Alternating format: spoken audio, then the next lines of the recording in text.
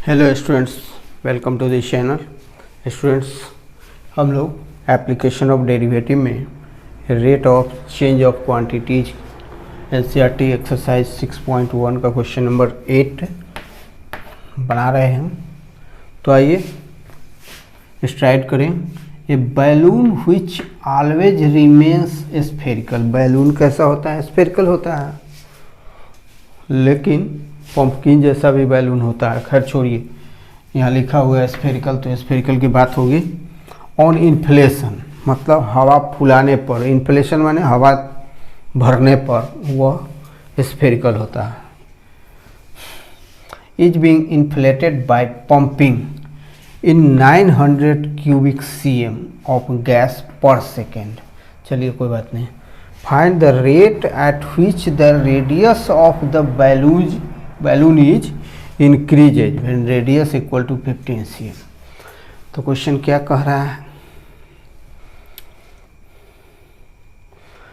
मतलब इसका क्यूबिक लिखा हुआ है, इसे पकड़िए। इसका वॉल्यूम का रेट ऑफ चेंज या वॉल्यूम का इंक्रीज करने का रेट है 9 cm cube, 9 cm cubic cm per second, उसका वॉल्यूम का इंक्रीज का रेट। अब हमें रेडियस के इंक्रीज का रेट निकालना है, जबकि रेडियस 15 cm है। तो let the radius of the balloon equal to RCM। Radius को RCM मान लेते हैं। तो उसका volume of the balloon, spherical balloon equal to VCM cube. Now formula V equal to कितना होता है? 4/3 पाई आर क्यू होता है। V equal to 4/3 pi r cube होता है। ये क्या है? स्फेयर का वॉल्यूम। अब इसको डिफ्रेंशिएट कीजिए। dV/dt इक्वल टू 4/3 इंटू ये 3 आगे आ जाएगा पाई आर स्क्वायर dr/dt। ऐसा है। यही dV/dt का वैल्यू गिवन है। Now dV/dt equal to 900 cubic cm cube per second. और हमें क्या निकालना है? निकालना है dr/dt equal to what? When r equal to 15 cm। यही आपका क्वेश्चन में गिवन है, ये रिक्वायर्ड है। तो चलिए फार्मूला सामने है। dV/dt इक्वल टू 4/3, तो 3 कैंसिल हुआ। Now dV/dt equals to 4 pi r square dr/dt। अब हम लोग पुट कर देंगे। दिस इम्प्लाइज dV/dt का वैल्यू कितना था? 900 था, इक्वल टू 4 पाई r का वैल्यू कितना था? 15 था, 15 स्क्वायर dr/dt हो जाएगा। दिस इम्प्लाइज dr/dt का वैल्यू कितना हो जाएगा? तो dr/dt का वैल्यू इससे डिवाइड हो जाएगा 900 में। 900 डिवाइडेड बाई 4 पाई इंटू 15 ऐसा dr/dt का वैल्यू। इसको ट्रांसपोज कर देंगे फ्रॉम राइट टू लेफ्ट, तो इसे डिवाइड हो जाएगा 900/4 पाई इंटू 15। चलिए इसे काटिए। 4 2 जा 8, 4 2 जा 8, 4 5 जा। फिर देखिए 15 से 15, 225 15 टाइम्स, फिर 15 से 15। अरे 1/पाई बचा। पाई का तो वैल्यू आप जानते हैं, 22/7 पुट करते हैं। 22/7 equal to 7/22 cm per second. Decimal में भी ला सकते हैं इसको, 0.3 cm पर सेकेंड। यही हुआ।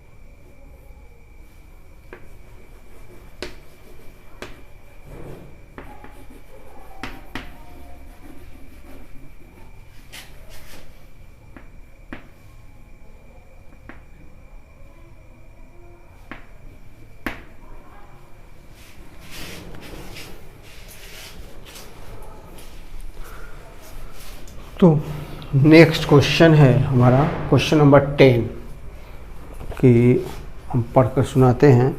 ए ladder 5 metre long is leaning against a wall. Wall के अगेंस्ट लगा हुआ है लैडर, ऐसे करके।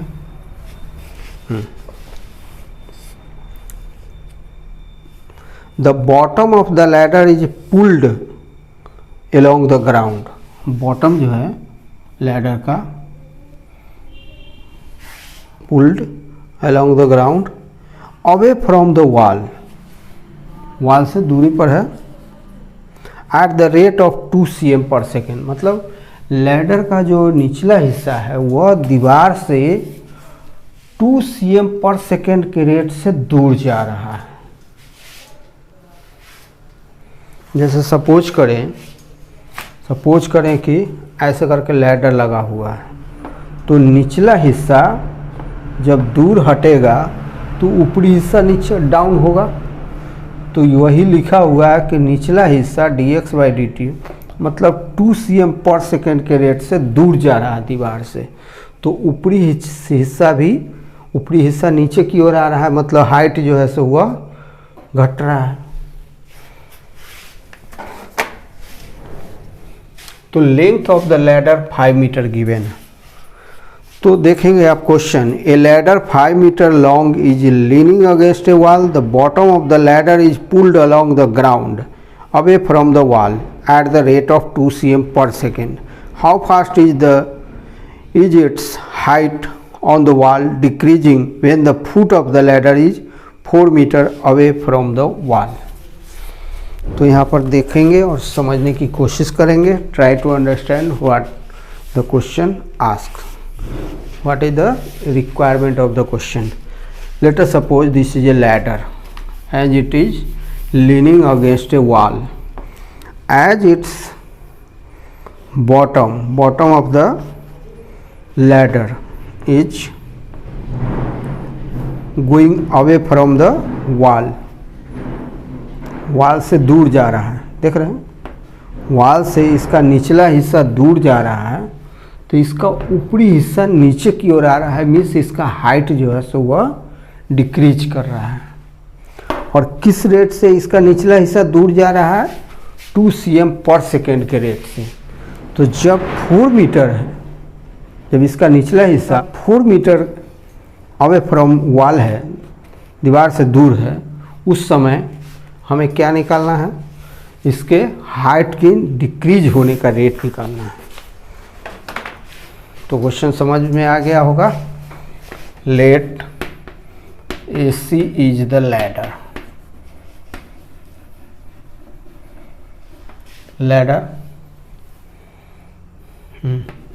AB is the wall and BC is the ground. Now let BC equal to x meter and AB equal to y meter। AB क्या है? AB wall है, height of the wall है, या यूँ कहें कि लैडर जो वॉल को टच करता है उसका हाइट है। Height eight which the ladder touches the wall है। समझ में आ गया होगा। इक्वल टू y ये है। अब dx/dt आप समझ रहे हैं कि निचला हिस्सा जो है सीढ़ी का वो दूर जा रहा है। dx/dt का वैल्यू 2 सेंटीमीटर पर सेकेंड है। एज निचला हिस्सा मीटर में गिवन है, तो सेंटीमीटर को हमें मीटर में चेंज कर देना होगा। 2/100 मीटर पर सेकेंड, ये हुआ dx/dt। अब dy/dt क्या है? dy/dt तो तो लैडर का हाइट जो घट रहा है, डिक्रीज कर रहा है, dy by D t equal to what कि x square plus y square equal to 5 स्क्वायर। ये राइट एंगल ट्रायंगल बना रहा है, ये हाइपोटेन्यूज है, ये परपेंडिकुलर है और BC बेस है। तो x square means Pythagoras theorem से p square plus b square equal to h square, so x square plus y square equal to 5 स्क्वायर। अब इसको डिफ्रेंशिएट कर दीजिए, डिफ्रेंशिएट करिए तो 2x dx by D t plus 2y dy by D t equal to 0 हो जाएगा। This implies 2 को कॉमन ले लीजिए, हटा दीजिए, 0 बाई 2 इक्वल टू 0 हो जाएगा। तो x dx by D t plus y dy by D t equals to 0। This implies x का वैल्यू कितना है, 4 है, तो 4 dx बाई डी टी का वैल्यू कितना है, तो 2/100 मीटर पर सेकेंड प्लस y का तो वैल्यू मालूम ही नहीं है, तो y का वैल्यू कहाँ से लाएंगे, हम ला सकते हैं, रुकिए, y into d by D t. ऐसा कीजिए, y square equal to 5 square means 25 minus x square, इसका यूज कर लेंगे हम लोग। y की जगह पर square root of 25 minus x square dx dy by D t ऐसा रख देंगे इक्वल टू 0। ऐसा कीजिए, 4 टू जाए 8/100 प्लस इसका वैल्यू, इसमें भी x का वैल्यू 4 रखा जाएगा, तो 25 minus 16 dy by D t equal to 0। This implies, यहाँ देखिए 8/100 अब प्लस इसका वैल्यू कितना हो जाएगा, square root 9 means 3 dy by D t equals to 0। This implies 3 dy by D t equals to minus 8/100। This implies dy by D t equals to dy by D t का value कितना हो जाएगा, minus 8/100 divided by 3 equal to minus 3/1 कर देते हैं, 300 हो जाएगा। dy by D टी is the decrease in height of the ladder minus 8/300 metre पर सेकेंड।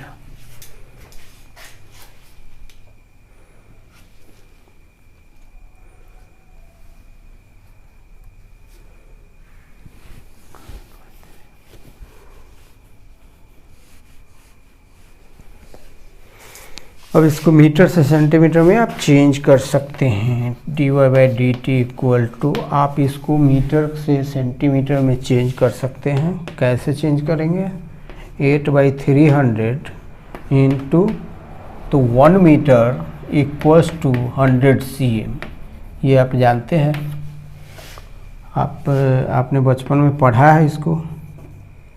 तो क्या होगा, minus 8/300 into 100 cm per second हो जाएगा, इक्वल्स टू 20 कट जाएगा, माइनस 8/3 cm पर सेकेंड। चलिए रहने दीजिए इसको, यही आपका आंसर हुआ। क्वेश्चन है, question number 11, A particle moves along the curve.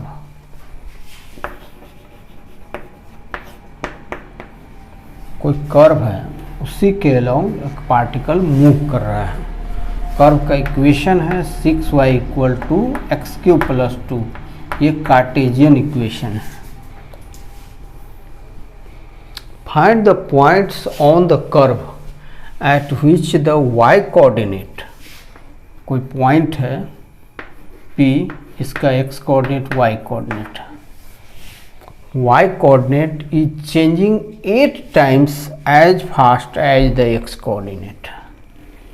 इसका ये y कोऑर्डिनेट हो गया, ये x कोऑर्डिनेट हो गया, x एक्सिस है ये, y एक्सिस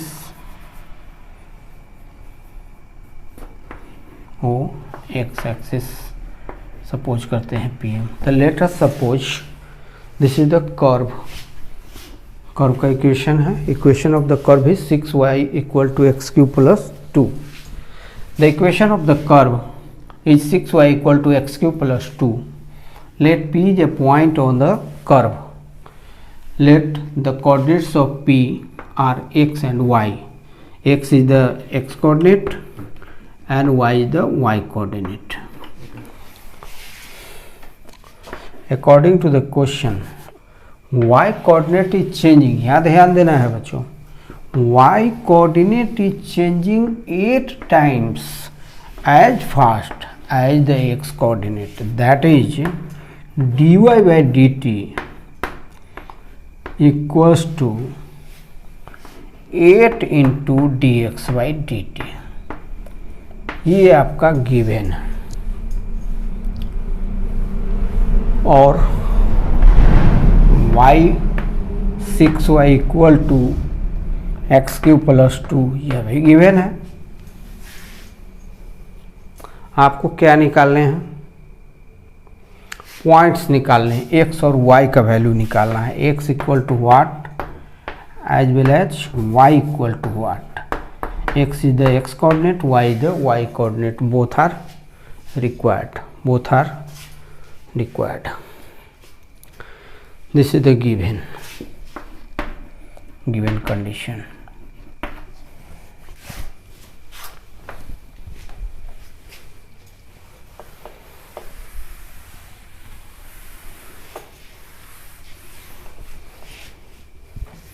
तो here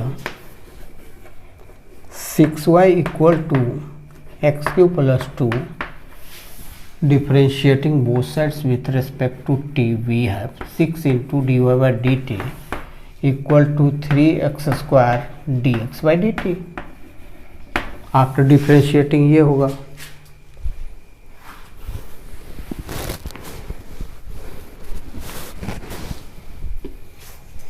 अब यहाँ से हम लोग dy बाई डी टी का value 8 into d x by D t put करेंगे। तो this implies 6 into 8 into d x by D t equals to 3x square d x by D t. This implies d x by D t cancel.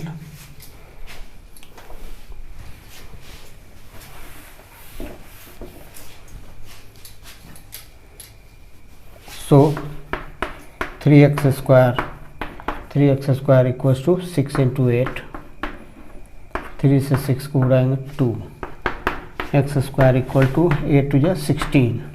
This implies x equal to square root of 16 equal to 4 cm,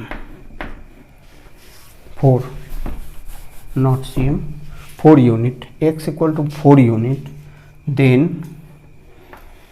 6y equals